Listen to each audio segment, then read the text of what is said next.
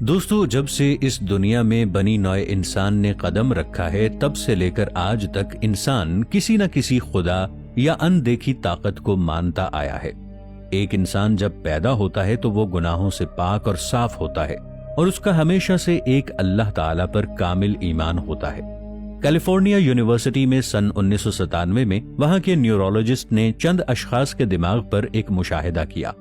مشاہدے کے دوران انہوں نے ایک حیرت انگیز دریافت کی کہ انسان کے دماغ میں ایک ایسا حصہ بھی موجود ہے جو خالص صرف اس کے پیدا کرنے والے خالق کے لیے منتخب کیا ہوتا ہے، اور اسی بات کا ذکر قرآن مجید کی ایک سورہ اعراف میں موجود ہے، جس کا مفہوم کچھ یوں ہے: اور جب تیرے رب نے بنی آدم کی پشتوں سے ان کی اولاد کو نکالا اور ان سے ان کی جانوں پر اقرار کرایا، کیا میں تمہارا رب نہیں ہوں؟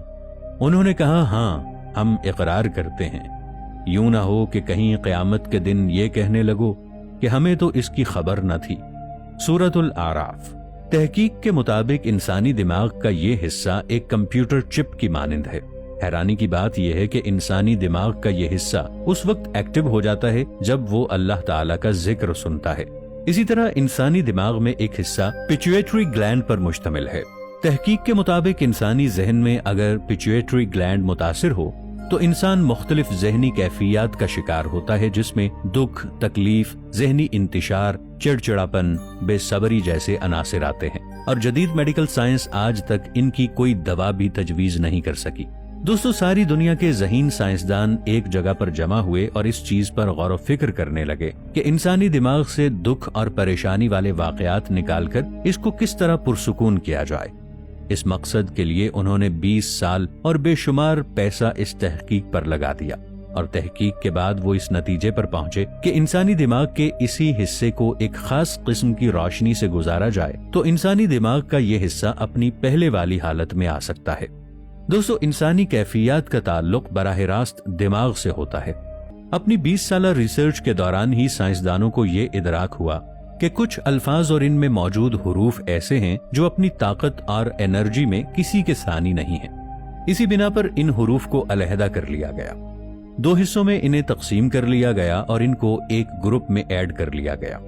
جو الفاظ پرتاثیر اور دل و دماغ کو سکون پہنچانے والے تھے، اور اس کے بعد انہوں نے کچھ ایسے لوگوں کو مشاہدے کے طور پر جمع کیا جو ذہنی طور پر اذیت کا شکار تھے۔ ریسرچرز نے ان لوگوں کو بھی 2 گروپوں میں تقسیم کر دیا۔ ایک گروپ کو وہ الفاظ سنائے گئے جو سائنسدانوں نے اپنی 20 سالہ ریسرچ کے نچوڑ سے دریافت کیے تھے، اور دوسرے گروپ کو ایسے الفاظ سنائے جو نفرت انگیز تھے۔ جن لوگوں نے ریسرچرز کے دریافت کردہ پرسکون الفاظ سنے، ان لوگوں کے ذہنوں میں نمایاں طور پر خوشگوار تبدیلی محسوس کی گئی، جبکہ دوسرے مریضوں کی طبیعت میں افاقہ نہ ہوا۔ ایک مسلمان ماہر ماورائے نفسیات کے ڈاکٹر نے جب ان الفاظ کو سنا اور وہ حیران رہ گیا۔ اس مسلمان ڈاکٹر نے جب ان الفاظ کو ترتیب دیا تو وہ الفاظ درود شریف کے الفاظ بنے۔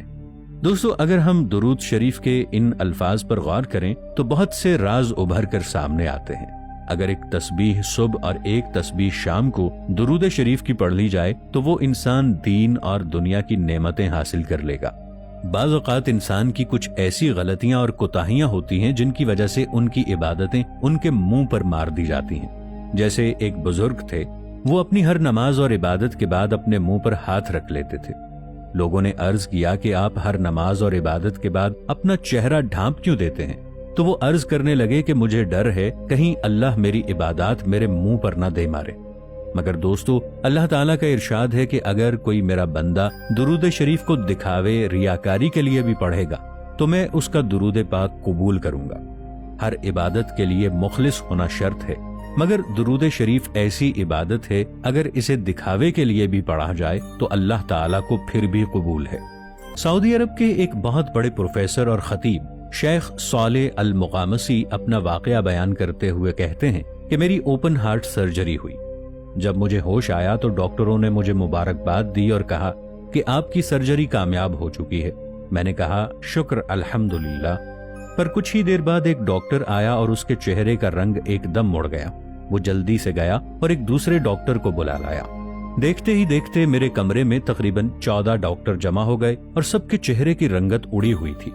وہ مزید کہنے لگے کہ میں نے ڈاکٹر سے کہا کہ مجھے بھی کچھ بتائیں کہ آخر معاملہ ہے کیا۔ تو ڈاکٹر کہنے لگے کہ سرجری کامیاب ہو چکی تھی، مگر آپریشن کے بعد تھوڑا سا خون آپ کے دل کے اوپر جم چکا ہے اور ہمیں خطرہ لاحق ہو چکا ہے کہ خدا نخواستہ آپ کی سرجری دوبارہ کرنی پڑے گی۔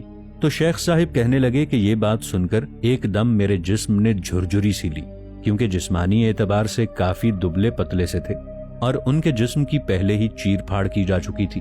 وہ کہتے ہیں کہ پہلے میں بچ گیا تھا اور یقیناً اب نہیں بچ پاؤں گا۔ تمام ڈاکٹرز دوبارہ آپریشن کی تیاری کرنے لگے اور میں ٹیک لگا کے پیچھے کی طرف لیٹ گیا اور اپنی موت کی تیاری کرنے لگا۔ اتنے میں ایک نرس میرے پاس آئی اور میرے کان میں مختصر سا درود پاک پڑھا اور کہنے لگی کہ آپ نے آپریشن بھی کروا لیا، مہنگی مہنگی ادویات بھی کھا رہے ہیں۔ ایک مرتبہ پیارے نبی حضرت محمد مصطفیٰ صلی اللہ علیہ وآلہ وسلم پر درود پاک یہ ورد کر کے بھی دیکھ لیں۔ تو شیخ صاحب کہنے لگے کہ مجھے فوراً حضرت محمد صلی اللہ علیہ وآلہ وسلم کی ایک حدیث شریف یاد آ گئی۔ حضور اکرم صلی اللہ علیہ وآلہ وسلم کے ایک صحابی نے حضرت محمد صلی اللہ علیہ وآلہ وسلم سے عرض کیا کہ اللہ تعالیٰ کے پیارے رسول صلی اللہ علیہ وآلہ وسلم، میں جب دعا مانگنے کے لیے بیٹھتا ہوں تو دعا کے شروع میں، دعا کے درمیان میں اور اختتام پر کتنا درود شریف پڑھا کروں؟ آپ صلی اللہ علیہ وآلہ وسلم فرمانے لگے کہ تم سے جس قدر ہو سکے پڑھ لو۔ تو وہ صحابی فرمانے لگے کہ اے اللہ کے نبی، چوتھا حصہ کافی ہوگا۔ آپ صلی اللہ علیہ وآلہ وسلم نے فرمایا، اگر تم چوتھے حصے سے تھوڑی مقدار بڑھا دو تو تمہارے لیے بہتر ہے۔ تب وہ صحابی عرض کرنے لگے، اے اللہ کے نبی صلی اللہ علیہ وآلہ وسلم، کیا آدھا کافی رہے گا؟ آپ صلی اللہ علیہ وآلہ وسلم نے پھر فرمایا کہ اور مقدار بڑھا دو، اللہ تعالیٰ کی رحمتیں اور زیادہ نازل ہوں گی۔ پھر عرض کرنے لگے کہ اے اللہ کے رسول، 2/3 کافی رہے گا، 2/3 درود شریف اور 1 حصہ دعا کا۔ تب آپ صلی اللہ علیہ وآلہ وسلم ارشاد فرمانے لگے کہ اس کی مقدار اور بڑھا دو۔